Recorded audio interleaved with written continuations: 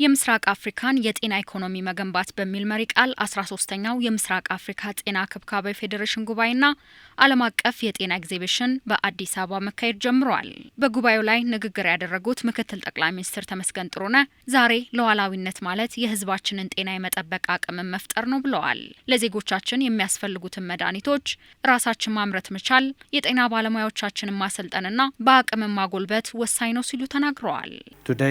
Sovereignty is also the ability to protect the health of our people. ዛሬ ሉዓላዊነት ማለት የህዝባችንን ጤና የመጠበቅ አቅም መፍጠር ነው። ለልጆቻችን ለዜጎቻችን የሚፈልጓቸውን መድኃኒቶች በራሳችን አቅም ማምረት መቻል ነው። የጤና ባለሙያዎቻችንን ማሰልጠንና በስራ ዘርፉ ውስጥ ብቁ ሆነው እንዲሰሩ ማስቻል ነው። አፍሪካ የሚያስፈልጋትን ነገር ትቀበል ወይስ አትቀበል ብሎ ቀሪው ዓለም እስኪወስን መጠበቅ የለብንም። ይልቁንም እንደ ወረርሽኝ ያሉ በጤናው ዘርፍ የተጋረጡ ፈተናዎችን በራስ አቅም ለመቋቋምና በራስ የመወሰን አቅም መፍጠር ነው።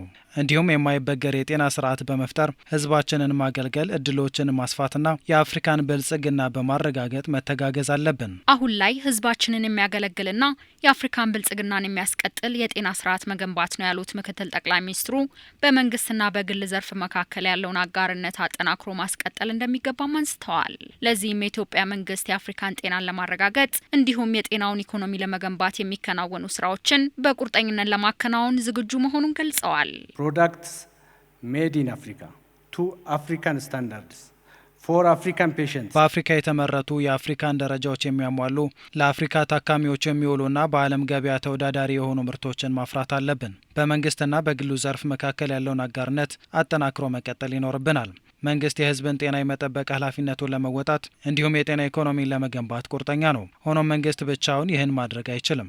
የግል ሴክተርን በዚህ ላይ መረባረብ ይገባዋል። የግሉ ዘርፍ ካፒታልን፣ ቴክኖሎጂን፣ ፈጠራንና የስራ አፈጻጸምን ማሻሻል አለበት። ትኩረታችን ዘርፉ በህዝብ ወይም የግሉ ዘርፍ ይመራ የሚለው ላይ መከራከር ሳይሆን እያንዳንዱ በተሻለበት ዘርፍ የሚሰራበትንና ሁለቱም ለውጤት የሚረባረቡበትን የጤና ስርዓት መገንባት ነው።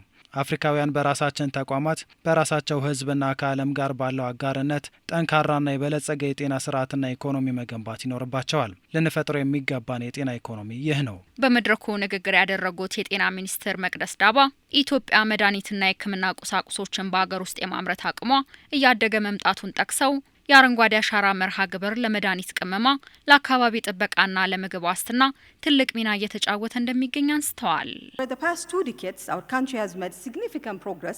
ባለፉት 2 አስርት ዓመታት ኢትዮጵያ የጤና አገልግሎት ተደራሽነትን በማስፋትና የጤና አገልግሎትን በማሻሻል በመንግስትም ሆነ በግሉ ዘርፍ ትልቅ እድገት አስመዝግባለች። በአፍሪካ ካሉ ትልልቅ የጤና ስርዓቶች አንዱን ገንብተናል። ተግባራችን የጤና ስርዓቱን በቁጥር ማስፋት ብቻ አይደለም፣ ጥራቱንም ማሻሻል እንፈልጋለን። ለማህበረሰባችን የተሻለ ጤና አገልግሎት ማድረስ እንፈልጋለን። መንግስታችንም በዚህ ላይ ኢንቨስትን ለማድረግ ሙሉ በሙሉ ቁርጠኛ ነው። በሀገር ውስጥ የመድኃኒት ምርት፣ በሕክምና መሳሪያዎች ማምረት፣ በምርምርና ልማት ላይ ሰፋፊ ስራዎችን እየሰራን እንገኛለን። ሀገራችን የአረንጓዴ አሻራ ኢኒሼቲቭን በትይዩ እያከናወነች ነው። የምናመርታቸው መድኃኒቶችና የምናከናውናቸው የአረንጓዴ አሻራ ተግባራት ሁሉም እርስ በእርስ የተገናኙ ናቸው። በስነ ምግብና በምግብ ስርዓት ላይ እንደ ሰቆጣ ዲክላሬሽን ባሉ ኢኒሼቲቮች የምናከናውነው ስራ ለማህበረሰባችን ውጤት እያመጣ ነው። ነገር ግን በዚህ ሁሉ የግሉ ዘርፍ ትልቅ ቦታ አለው። በቀጣይ ጥያቄው ከግሉ ዘርፍ ጋር እንዴት እንስራ ብቻ ሳይሆን ምክንያታዊና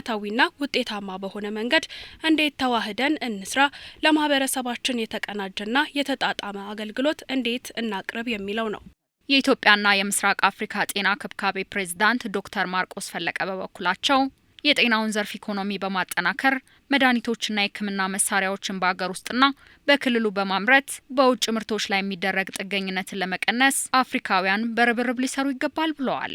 አህጉራዊ ትስስርን በማጠናከር በጤናው ዘርፍ የንግድ ሰንሰለቶችን በመፍጠር የአፍሪካ መንግስታትና የግሉ ዘርፍ በጋራ ሊሰሩ እንደሚገባ አጽንኦት ሰጥተዋል። Health is a human right, social imperative. It is a product of economies. ጤና የሰው ልጅ መብት ነው። ጤናው የተጠበቀ ማህበረሰብ መፍጠርም ግዴታ ነው። የጤና ዘርፉን የኢኮኖሚ እድገት ማረጋገጥ የስራ ዕድሎችን ይፈጥራል፣ ኢንዱስትሪን ያጠናክራል፣ ሳይንስን ያሳድጋል፣ ንግድን ያስፋፋል፣ እንዲሁም የብሔራዊ ሉዓላዊነትን ለመጠበቅ ይረዳል። ክልላችን በወረርሽኞች፣ በግጭቶች፣ በአየር ንብረት ለውጥና በተለዋዋጭ ፋይናንስ ፈተናዎች ብዙ ተምሯል። ስለሆነም ቀውሶች ከመከሰታቸው በፊትና ቀውሶች ሲከሰቱ መቋቋም የሚችል አቅምን በጋራ መፍጠር አለብን። ይህንን ስራ በትዕግስትና በሆነ ዓላማ ማከናወን አለብን። በመንግስታት፣ በህዝብ፣ በግሉ ዘርፍና እኛ ሁላችንም ለምናገለግላቸው ማህበረሰቦች መካከል በመተማመንና በቅንጅት መስራት ይገባናል። መድኃኒቶችንና የሕክምና መሳሪያዎችን በሀገር ውስጥና በክልሉ በማምረት በውጭ ምርቶች ላይ የሚደረግን ጥገኝነት ለመቀነስ በከፍተኛ ጥረት መስራት አለብን። አህጉራዊ ትስስርን በማጠናከር በጤናው ዘርፍ የንግድ ሰንሰለቶችን በመፍጠር ከአፍሪካ ሀገራት ጋር በጋራ መስራት ይገባል። ይህ ጉባኤ ከውይይት ወደ ተግባር መሸጋገር አለበት። በጉባኤው ከ40 በላይ ሀገራት ከ30 በላይ ታዋቂ የሕክምና መድኃኒት አምራቾች፣ የጤና ባለሙያዎች፣ ተመካካሪዎች፣ ባለሀብቶችና የፈጠራ ባለሙያዎች ተገኝተዋል። ጉባኤው ዛሬን ጨምሮ ለተከታታይ 3 ቀናት የሚካሄድ መሆኑም ተገልጿል።